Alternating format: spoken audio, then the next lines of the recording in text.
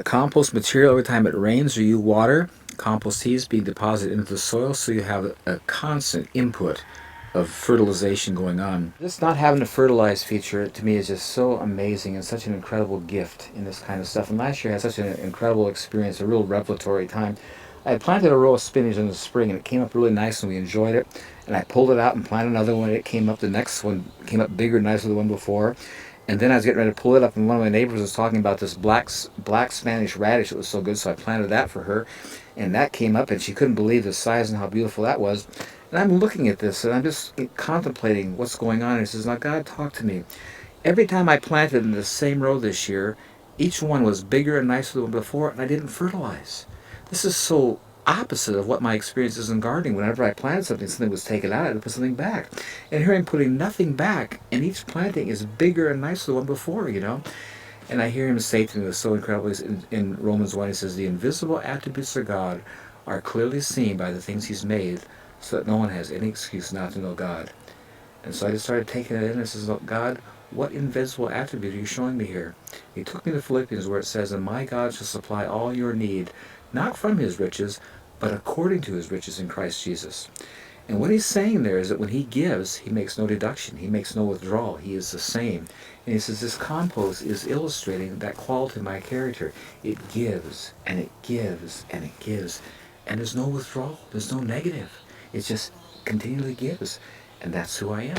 These leaves are falling down, and the idea is they're feeding the soil back. So they're done. So at this state, the chlorophyll is going out of them because they're going dormant. They're going to drop these leaves that still have nutrients, and the reason they're changing color is that green chlorophyll is gone, the pigment. They drop down in, and they're feeding that soil, and they're mulching it by their own. I mean, we're not coming over here and taking the leaves off and mulching below them. And if we go over here or we go out in the forest, they're doing the same thing. So, I mean, they've been developed over these eons to do it, and so, I mean, why question it? Obviously, that's what it wants to happen. And when you go out, someone might say, well, that's not true with grasses.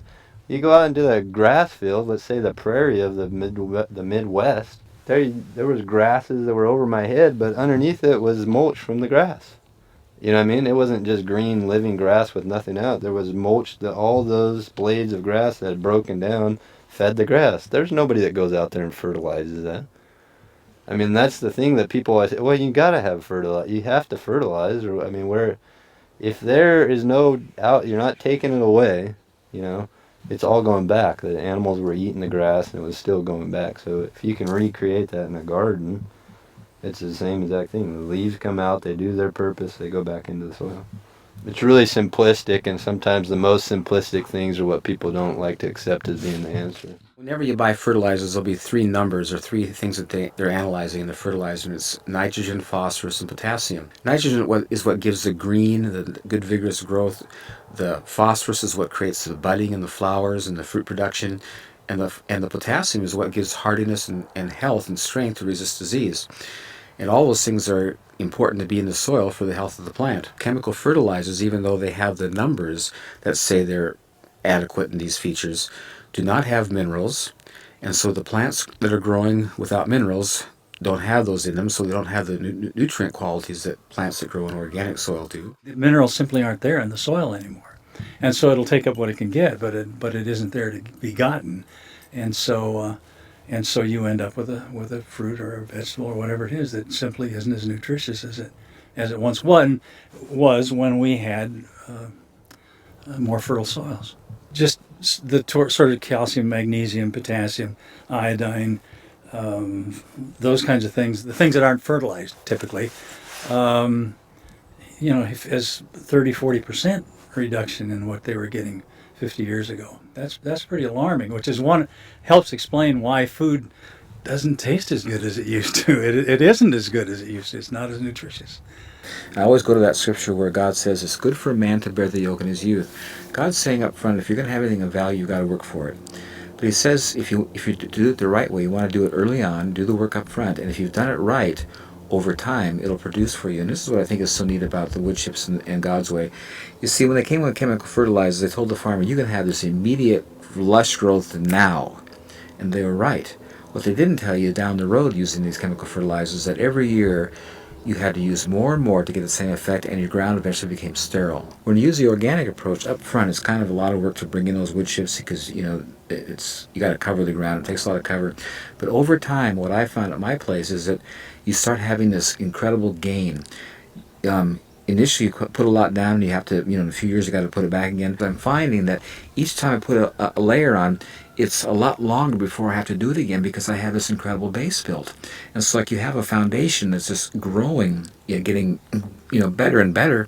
So over time, you're getting a higher and higher yield with less and less input, which is how it should be because you get older, you have less energy, and you want to get return for your effort, and that's God's way. That's how He is. I love that scripture in this. It says, "Do not despise the days of small beginnings." And I just encourage you to be patient. Nothing happens of any value quickly. Things that are of value take time, and the beauty of this process is that as time goes on, it just becomes more and more valuable. So, if you don't expect miracles at first because it's going to take a little bit of time. And as you plant things and you feel they're not doing as well as you'd like, then you can use fertilizers to supplement. Eventually you won't have to, but initially you might, and that's okay because you've used them anyway before this, so you can continue to use them now. Good organic manures, if they're clean, work well. But as it goes, you'll find that you won't need to use those fertilizers, and you really have an investment that cannot be compared to what the rest of people are doing in dirt. You got horses, you get horse manure. That's a given. Not too many constants in life, but that's one of them. You got to get rid of it. Okay, so what do? We clean the stalls, we take it out, we dump it in a pile. People want to use it for mulch. It has to be kind of a superior product. So what we do is we feed Eastern Western hay. It's professionally grown, and there's no weeds in it. And that's really important because the weed seeds will go from hay will go through a horse's body unhatched, undeveloped, and come out, and you'll get weeds. We use fir and hemlock shavings so they decompose very rapid as opposed to using cedar, which decomposes or doesn't, very slow. And it's so simple, even I can do it. You just make a pile, and then I don't haul anything unless it's at least 6 months to a year old. In our garden up here, our experience has been you can plant right in it, because it's chips that have dissolved as well as the manure and so on. So we've had really good luck that way. It would not be good in the garden without being decomposed with something else, That's a common complaint if you use straight horse manure. I'll go get some and show you a sample of it.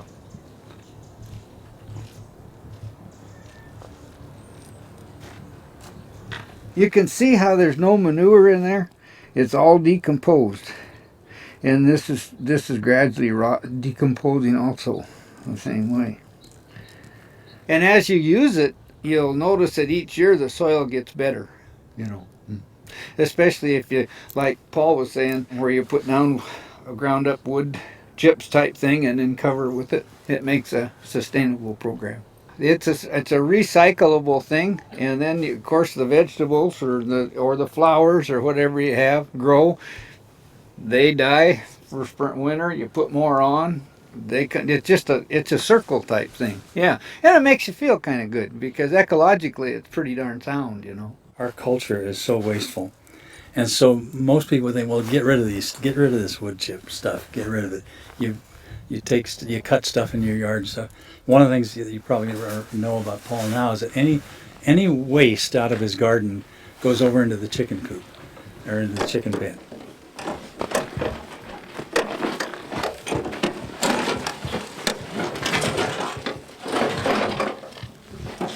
And then they eat it and munch it around and then poop. And then he brings that back over here and dresses it. Well, I think one of the most beneficial parts of a garden is to have chickens around because there's such, the eggs are great, but you see they deal with all your waste, all of your yard waste, the expired stuff from the garden, my grass clippings, any weeds, all come to the chickens, and those are really nice organic products for them that they eat, and whatever they leave over turns into what we're going to be exposing here in a minute. They're out here all day long just kicking. You can see all those little grooves in here where they've been digging and they're excavating. They're constantly picking seeds out, any bug kind of thing. So they're working this material. And as you're going to see shortly, I'll tell you, I've never seen compost so nice. This almost approaches topsoil. This is just beautiful stuff. Anyway, I'll just show you how easy it is to get.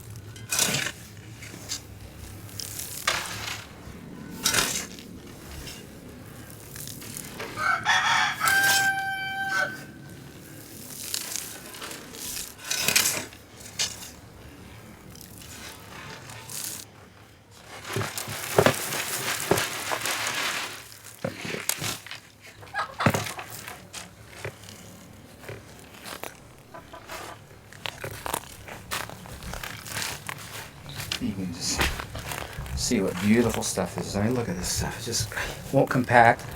I mean, this is the ultimate topsoil. And it's all just good compost from my yard waste. I always say that my chickens are my soil manufacturing plant. The eggs are just a bonus.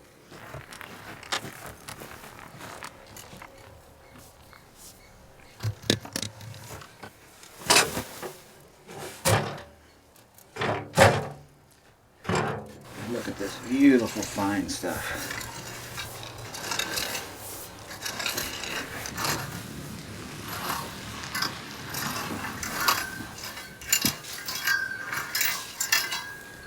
There it is, pretty quick.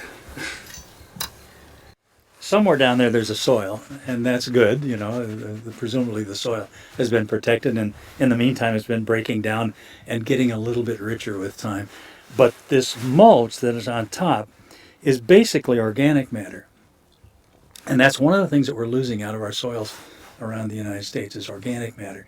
Organic matter is wonderful. It holds the moisture up there. It's like a sponge. It just holds it there, and it just sits there. The plant can stick a little root hair in the water, and it sucks it. It's just like a straw about this big around. You know, it just comes up real easy. And plus, being in contact with that organic matter, it's got plenty of minerals, plenty of nutrients, lots of nitrogen, and all that sort of thing. It's quite interesting. People always ask me, well, when what your soil's like if they tested it? I says, well, I've never tested it.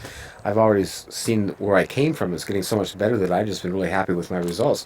I think this is really neat. They did a soil testing and we were actually able to see that all this stuff, I mean, the soil completely is over the top as far as, nitrogen, phosphorus, and potassium, which is what the plants have always indicated. But it's just nice to see that scientifically this, meets the criteria. It's what it looks like. Every year in the same place, I get a higher and better yield because the compost is being deposited into the soil via rain and water as a compost tea, and it's just like the soil is the bank, and it's a real descriptive of like compounding interest. Just gets better and better and better. And the beauty is I do nothing. Irrigation. Well, the rain does great, as it does everything out there. Nature does everything with rain, and so it is here. Now, in the summertime, when I'm planting seeds out in my garden because it's dry on top, I'll water initially to get them up. But once they're up, I stop watering. When you go to plant and you pull them aside, if they're not wet, you want to water because seeds have to have damp ground to sprout in. And so this, whatever state it's in when you go to plant will indicate whether you need to water or not. Irrigation is a big issue these days, especially with places where there's not much water or places where there's too much. Although we're in Washington, the evergreen state, it's known for having lots of water. Here in the rain shadow of the Olympic Mountains, we're getting about 16 to 18 inches of rain a year, which is very dry. And of course, that dry season is the growing season as well. And so, the importance of efficient water use is just, at a maximum. There are a lot of problems with irrigation. One is that it's a lot cheaper or easier. It's a lot easier just to waste water. Spray the water through the air or dump too much water on the ground and it'll infiltrate and it'll sort of disappear, and so you're not bothered by it. But I think the last thing I heard was that irrigation on the whole is something like 50% efficient. It's about 50% of the water is getting to the crops. And now that water's getting scarce, and we're running out of water in a number of places around the world. We're actually the North China Plain, for example, lots and lots of those farmers are going out of business every year. The idea that we can use wood chips and reduce our water use by 95 to 99% is just really exciting. That's something that my friend Paul has proven over the years, and something that we're doing here as well now. Even in the short time, we've certainly seen water holding capacity and growth attributable to the fact that we've heavily mulched a lot of our plants. And you see how it's damp down in here, and see these tomatoes have never been watered and won't be watered all summer. You can drive a truck on it, it won't compact, and it just gets better and better and better. Here, have some of these tomatoes, they're starting to get ripe. This is what I get so blessed by. Look at this. Look how damp this is. And this is August. And it's going to stay this way. This will never dry out. And this is why I don't have to water. Where in dirt, you won't experience this. It's going to be compacted on top. You dig down, it's dry. But look at this beautiful material. And I find it's quite interesting in my experience. I have a place here that I have a pond, and I plant my potatoes on there because they like to be watered. And I find that things around there grow so much better than they do when I water from the top. And I'm realizing that in the beginning, before the flood came, there was no rain. Everything was water with water coming up from the ground as a mist, and that is the ideal way to water. It's the ideal. And I think in Psalms it talks about a tree that's planted by the rivers of water. It brings forth its fruits in its season. Its leaf also shall not wither, and whatever it does shall prosper. You ever go along riverbeds or stream beds, you'll see the plants alongside the trees are just huge and lush and just gorgeous. And that's the ideal way to water, is to have sub-irrigation water coming up underneath. And I think it's so interesting, in nature, the ground, it maintains and holds that water, so it's always there. It's always available to plants on a continuous basis because of the capacity to hold it, And watering from the top is so counterproductive in a garden situation, because that's just, not as effective as, sub-irrigation or material that holds water, so you can just live off the rain. The rainwater is a superior water. Groundwater never compares to the benefit of good rainwater. And if you've ever done a garden, you see after it rains, everything just grows great. Nothing like when you water. So if you can live on that, that's the best. You'll find with wood chips the incredible advantages. There's no sponge that'll hold water like wood chips. I'm amazed at the water it holds. And for example, we live in a place where just 70 miles down the road there's a rainforest. It gets 15 feet, I'm not saying inches, 15 feet of rainwater a year. And when you walk in the woods, the forest there's no water under your feet. It's not spongy, it's not damp, it's damp, but it's not soggy. And it's amazing, those wood chips totally absorb that kind of water quantity. And the other thing that's amazing about wood chips is when there's not enough, like it's like now if you look at my grass out in the front there, it's all brown, but in the wood chips in my orchard, it maintains the moisture. And here's the incredible thing about God in His design. When there's too much water, the wood chips displace it, and when there's not enough, it retains it. And at that point, I'd have to check out because that's too big for me. The idea is, with something like what Paul's got going here, is you're creating a layer over the soil that can act as almost like a blanket for the soil, so that the moisture level in the soil is staying up to the levels it should be. If this was blank and there was no mulch, 9 out of 10 there's a lot of runoff. I mean, there's water, just normal rain is taking any nutrients that are above and either leaching them away or leaching them down into the soil. Where this mulch, when the rain's hitting it, it's stopping right there. It's slowly working into the soil. The microbes and everything, the bacteria, the earthworms, everything that's living under that is protected. And then they are slowly decomposing that mulch down into the soil, which is the food for the plants. Water is such an important thing. We couldn't live without it, and I think it's quite interesting, the ratio and how it is on the earth. 75% of the earth is water.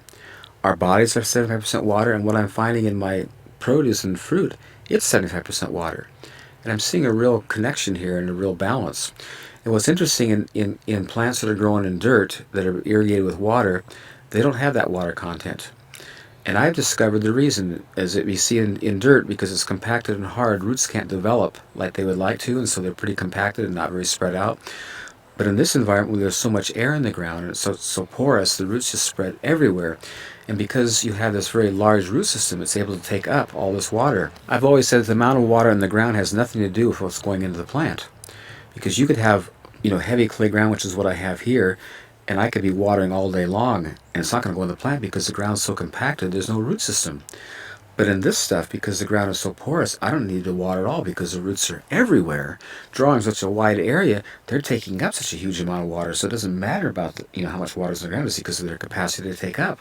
And that's what's so key. And this is what I just find just such a pleasure. Anything I pick, you break it off or you bite it, and just juice and water just flows out of it. And that's how it's supposed to be. That's really the design. And it's just so important for us to be hydrated with our food and to be getting enough water. And like I say, the stuff you buy in the store, it just doesn't have that water content. Oh, this fennel is like, I can't even describe it. Isn't it awesome? It explodes in your mouth. It's amazing. And but everything you see all the water in that. It's all about roots. You know, you got to water 2-3 times a week, depending on what the temperature is, what your soil is, and sometimes more if you have sandy soil. And Paul never waters. Never waters. It's you go out there and it just blows your mind. Just blows your mind. You see, because the compost holds the water so well in the ground, I don't need to irrigate. And because I'm not irrigating, it just stays totally weed free, because when the weed seeds blows in on top of these dry wood chips on the top, they can't germinate. And the other nice feature is when you go to pick vegetables, it's not muddy. It's not got dirt all over. It's totally clean because I wasn't watering. And when you walk on it, it's nice and dry. There's no mud. It's just such an incredible benefit not having to irrigate continuously. And they noticed, like when we started getting some rains, all of a sudden these little weeds started popping up in places. So you see, those seeds were here all summer, but now that it's starting to rain, they're going to come up. I just take my rake and rake them out. It's not a problem. They don't have a lot of, a huge amount, and they're very easy to control. But it makes such a difference when you don't have to irrigate continuously as far as your weeding issues.